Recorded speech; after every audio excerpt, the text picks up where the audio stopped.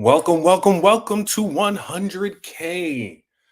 I was thinking, should I do a live tonight? And I should absolutely do a live tonight. Bitcoin told me I should do a live tonight because guess what? We got 100K. We got $100,000, 101,834 to be exact on Coinbase as of right now. Um, we are in the money. Hopefully you are too, because you've gotten off zero. You are constantly stacking your sats. You are doing the work. You are understanding what Bitcoin is, and you are realizing that you should never, ever, ever, ever, ever give it away. Because at this point, now that we have cracked 100K, we are likely to scream to 200. I'm not saying that's going to happen tomorrow. I'm not even saying it's going to happen in the next month, but it's going to get here pretty quickly. That is just my personal belief. We are probably at the moment in the short term, probably going to go up to 115, 113 or so, and then come back down so that we can make $100,000 our new support. So let's look at the charts and see what we got cooking for us today. All right, so we are currently on the macro time frame of a month rather, a month. I'm really hoping you guys can see me as well. Let me know if you cannot. It looks like we are now above $102,000. Yes, we are cooking right now. Let's dive in. Let's dive in. All right. So we have 100K, 102.07. Looks like 102. There we go on Coinbase up above 102. We're going to come up here to 124. Probably tap 125. It feels a little bit like that might be the end of the move, but we are going to bounce a couple of times before that happens. So we measured that mover from the bottom of the cup to the top of the handle. We are going to go from the top of the move. Actually, where did we break out? We broke out right here. So yeah, we are talking anywhere from, just to be conservative, 115 to $125,000. It's probably going to go to, and then we will come back down, up and then down to make this support before we move even higher. That is most likely what is going to happen. Undo both of those. That's most likely what's going to happen. Now, I know many of you have gotten in, you've gotten on zero, you have looked at the charts, probably on the daily, you've kind of seen how, let's put it up on the daily and just look at this chart, seen how we really had some struggle here right at $100,000. And that is either because of market manipulators, people that don't necessarily want it to go above 100, because at this point in time, there is so little Bitcoin left to sell that once 100K, now that 100K has been hit, that psychological barrier is going to create a lot of FOMO in a lot of people, both in retail investors, so those are individuals, but also in institutions, entities, corporate entities, nation states, the whole nine. It's not even close. But if we were to look at this as a technical pattern, we have what's basically called a bull flag. So we went straight up, and then we have this flag right here. We broke out of that flag today. Let's go down to the 4 hour. We broke out of that flag around 10 o'clock this morning, around $96,000. And once that flag was broken out, it's up from there. Now, usually if we were to measure this move, just like we did earlier. So I'm going to take this off, scale up just a bit. So we're talking about from here to here. And then we take that and place it at the top. We are talking about listen, technical patterns, technical analysis. TA is really just a game of probabilities. There is no way that I'm going to nail it on the head exactly where this particular move up is going to land. We're looking at regions where we're likely going to run into resistance, and then it's going to consolidate under that resistance before it breaks out. So my thesis is that the resistance is likely going to be around anywhere around this area. I would say anywhere from 115 to 124,000, $125,000. That's a $10,000 range. But that's easy money for Bitcoin, seeing as how we just closed a $26,000 move in 30 days.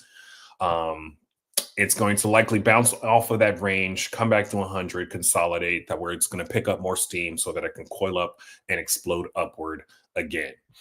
There are definitely people out there that are mentioning Bitcoin being 125, $150,000 by the end of the year. This puts that in play. Now, what's likely going to happen next year is that, let's go back out just a little bit, is that we're going to have Bitcoin run as far and as fast as possible through the end of the year. And then as soon as January hits, as soon as people get back from vacation, you're going to run into a lot of people that are going to start to sell their profits in the new year because they were holding off selling it for this year in order to avoid that tax hit. So you are going to see a large sell off anywhere after the end of 2024, and it's going to make this particular range choppy. So we'll be chopping in the 100,000s probably between January and February, until February, the mid-February or so. So, I mean, this again, these are just what we've seen in the past. This is just hypotheticals, large probabilities given what has happened in the past. History doesn't necessarily repeat, but it definitely rhymes. You know, the colloquialisms, all of the metaphors. We're going to use them all. So, let's check out what we see on the horizon, what some people are talking about, and what they expect to be the next bull run.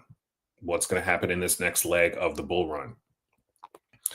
So, obviously, I'm streaming, so my internet is running a bit slow. So, if it's choppy, bear with me. I appreciate all of you guys' support. We may or may not have a lot of people in the chat right now, but that is okay.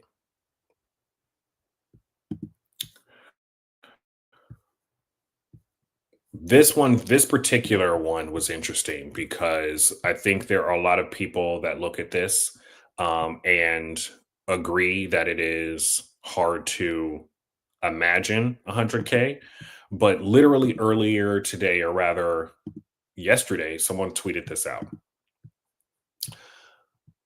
We went all the way up to 99, and then we came back down to 95, 93, and people started calling for 85, 87, $72,000 Bitcoin. Now, mind you, the people that are calling for a Bitcoin that low, the price level to reach that low, are people that don't understand the macroeconomic factors that are coming into Bitcoin, the large institutional players that are beginning to buy Bitcoin, and the game theory that's happening where literally today I just saw Jerome Powell, who is the chairman of the Fed, stating that Bitcoin is digital gold.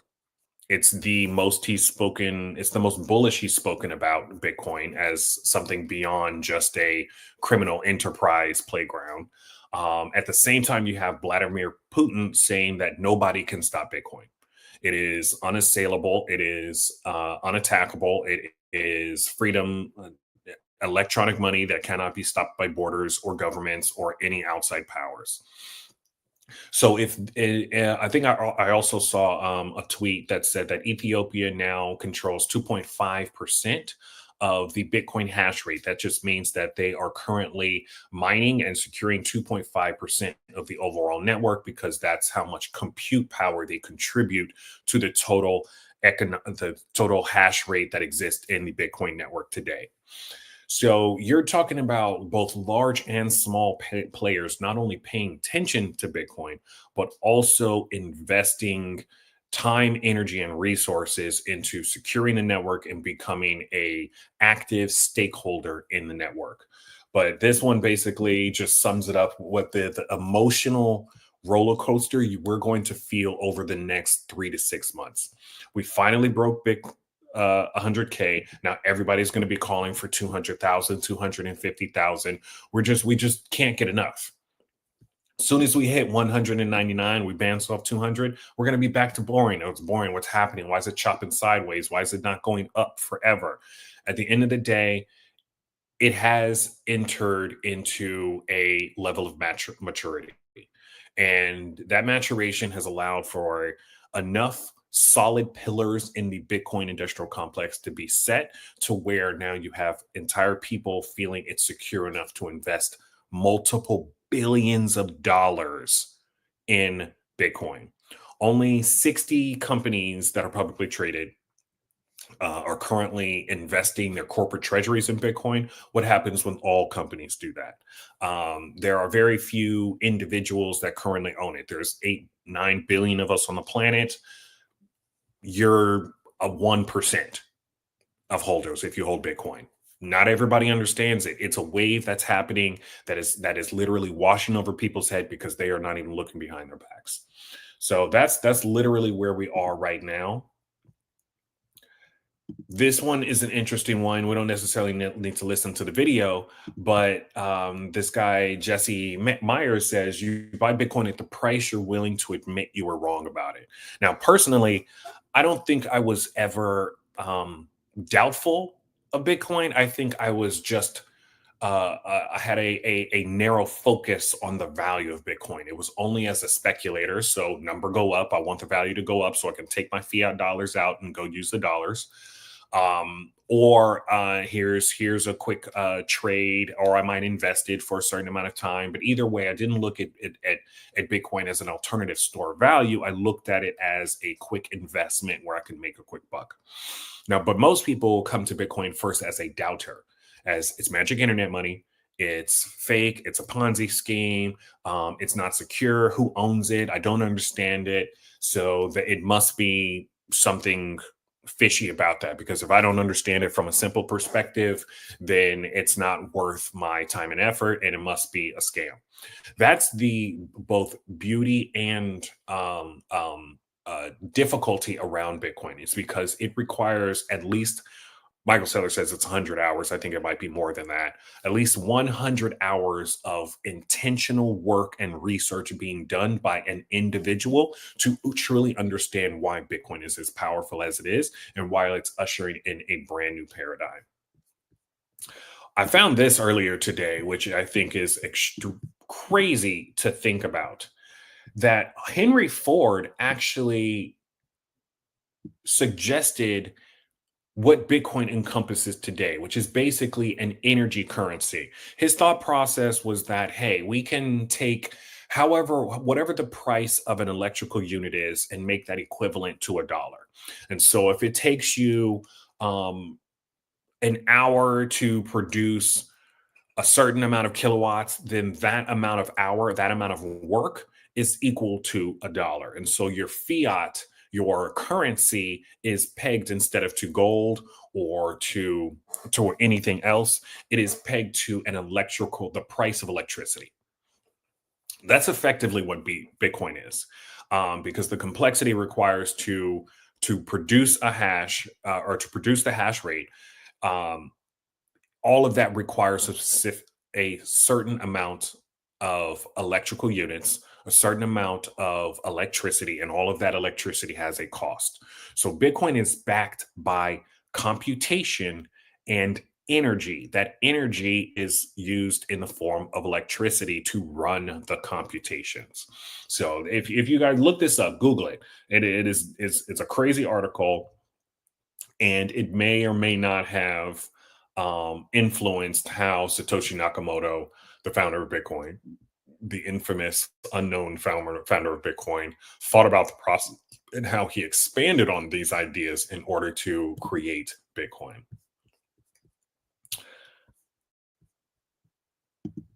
This is 100 hours trying to keep it. So when I said 100 hours to understand Bitcoin, this is coming from Michael Saylor. Basically, he's saying that Many of us in the old world, in the old concept of constantly accumulate dollars, we spend a ton of our time trying to learn how to make money. How can I make it faster? How can I make it better? How can I um, acquire it in large amounts? How can I create value? But that value that I create needs to be profitable in dollar terms. If you spend enough time understanding Bitcoin, then you realize that it's not about creating more dollars. It's not about making more money. It's learning how to create value and then keep that value so you can use it later. That 100 hours is what it takes to understand Bitcoin enough to then commit in a way that's real beyond it just being a speculative investment asset.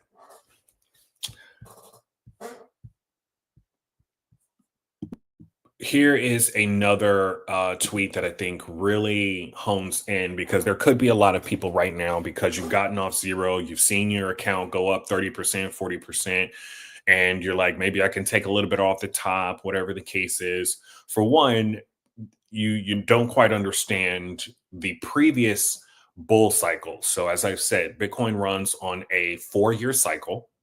That 4-year cycle ties up to a lot of macroeconomic events, the American election, global liquidity cycles, where the interest rates go down across the board in nations across the board. Their federal reserves cut interest rates across the board all at the same time. This has been happening in sync with all these global nations since the 2008 global financial crisis. You then have and the Bitcoin halving. So the amount of Bitcoin created per day that can be mined per day is cut in half, and the complexity rate has grown because there's more people that join the network, and the more people that join the network, the higher the complexity is of the higher the complexity required to compute the next block, or to calculate the to complete the computation in order to acquire the next block. So I say all that to go back to the people who have just crossed $100,000 and are thinking they might sell. We've just been through we went from what, $67,000 to $100,000. That is a 60% gain or so. And that is probably going to be one of the best periods of performance during this cycle. That 4-year cycle is 1 year down, 4 years up, but the majority of the up is in the very last year. We are in that last year right now. This is where the parabolic, the exponential growth happens. And if you decide to get in and out of the market, in and out of the market, in and out of the market, you are likely going to miss the best gains. This one highlights the fact that if you miss the best 24-hour periods of Bitcoin returns each year, the 2 best days of any year, then you would have missed out on 12,000% gains. So just 2 days out of the year, most of the gains in Bitcoin occur. That is a crazy statistic. A crazy statistic. I haven't done the math. I should do my own research and make sure that this is true. But I do know from my history in the financial space that it's for sure only about 10% of the time or where all the gains are made. So if you miss those 10, it might be, and it might not be 10% of the time, it could be 10 to 50 days out of the year. I'm going to figure that out. I'm going to find that out and just make sure that I'm correct on that before I continue to spout it. It is a small percentage, but I don't know the exact numbers. This one was interesting. This guy is responding to a statement. He says, "I think retail is done with Bitcoin forever." And this is why my mission is I'm as passionate about my mission as I am, because I know that there are a large amount of people that I run into that I would like to rise their wealth boats along with mine, like join the ride, because this is going to be one hell of a roller coaster. There are a lot of people in that boat that look at 100,000 and they're like, what are you talking about? Like, I can't afford $100,000, because they think about it like, oh, what is an asset out there in the world that I would realistically spend $100,000 for? A really expensive car, or a house, or a really cheap house. unfortunately. Really expensive car or a really cheap house. And for both of those purchases, the the normal acquisition rate would be to save a bunch of money in dollars and then put a big down payment down. So it's hard for us to then wrap our heads around the idea that I don't need $100,000. I don't need one coin. I'm going to get the same growth rate on $100 as I would on $100,000. So I just need to get in and let it start growing.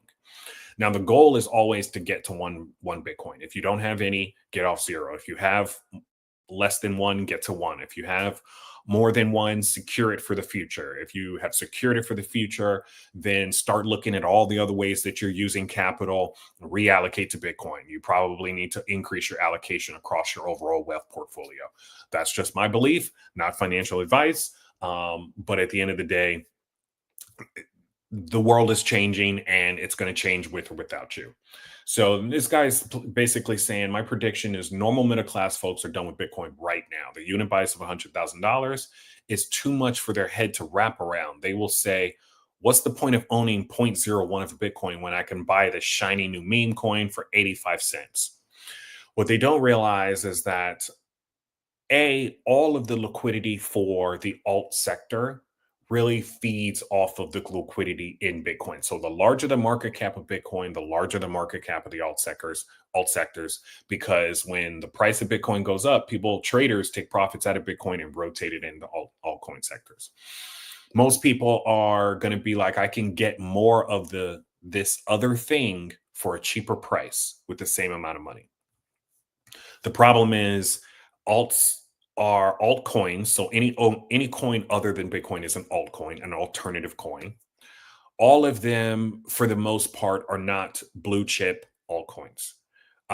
They are speculative, they are gambling. And if you don't understand the underlying thesis, understand the timing of the marketplace, understand the timing of the crypto bull cycle, you're gonna watch it go up and then you're gonna watch it go down, and you're gonna be like, it was a scam. And some of them will go down because they are a scam. Others will go down because the cycle has a natural tailwind that just cuts value, not even by half, by like 70, 80%. All of these coins are going to go down by 70, 80% by the end of 2025, going into 2026. It's just how it works. Now, there will be a few, this is my personal belief, there will be a few altcoins, Ethereum, Solana, Cardano, XRP, AVAX, AVAX, quite a few others that are beginning to mature as well, because they've also been in the industry for a couple of cycles. And so they have laid down their foundational value proposition and have done the development work and the organizational work and the partnership work to now having a business that goes beyond how valuable their token is. They're the coin associated with their business. Their business themselves actually makes money. Those companies will be the new Apples, the new Microsofts, the new Amazons, the new Teslas of the world. They're already billion-dollar companies. They're going to turn into trillion-dollar companies over the next 10, 15, 20 years. So if you understand the company, you understand the value proposition, you can begin investing in that just like someone who would have invested in Amazon in 1999 or whenever it came out.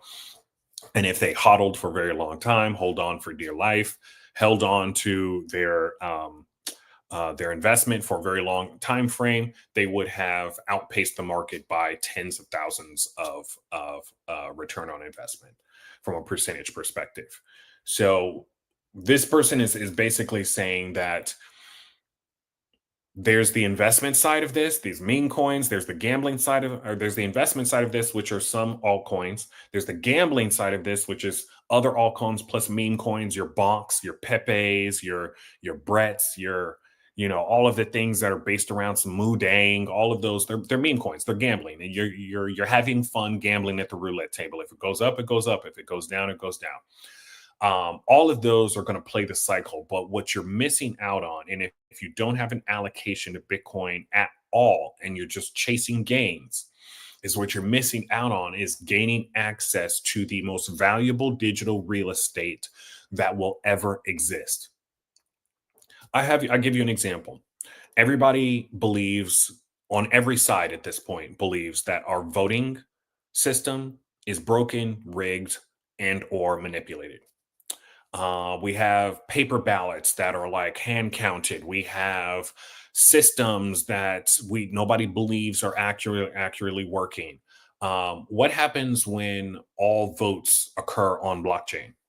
You think they're going to occur on some random blockchain that someone made up that no one has trust in, or is it going to occur on the one digital system that the entire world is invested in keeping secure and keeping stable?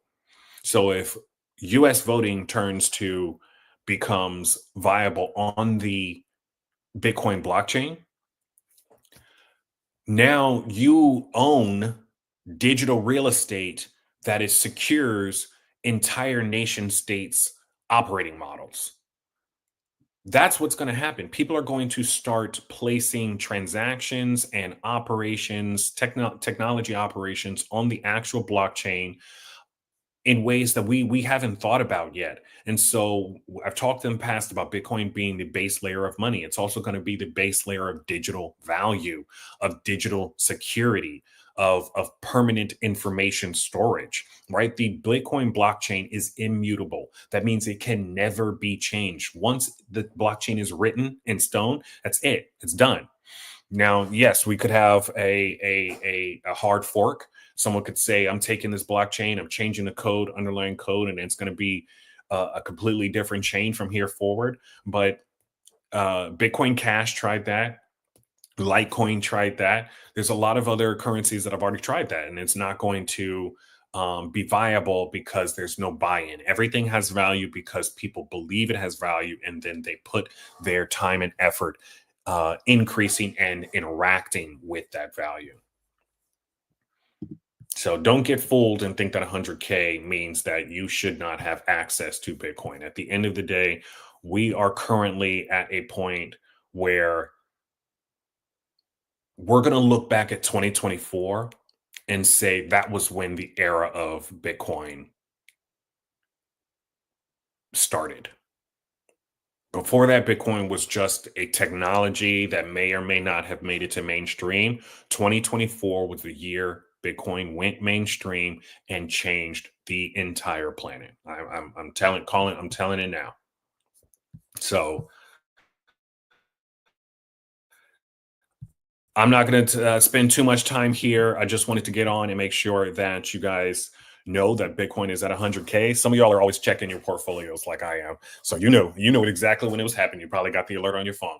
Others of you that are a little bit more emotionally stable and are just buying on regular, continue to buy on regular. Don't worry about the number go up. Just realize, just like you invest in your 401k out of your check every 2 weeks, do the same for Bitcoin. Look back in 10 years when you're ready to retire, or 20, or however long you got left, and know that you made the best decision, not only for yourself, but also for every generation that's going to come after you. With that, make sure you BYOBTC. If it's yours, we're going to focus on not your keys, not your coin, getting it off exchanges. We're going to talk about fees. We're going to talk about all that in the next video. If you have any questions, or if you have anything else that you want to talk about, let me know. With that, make sure you're building wealth for the right reasons. And I will see y'all later. Peace.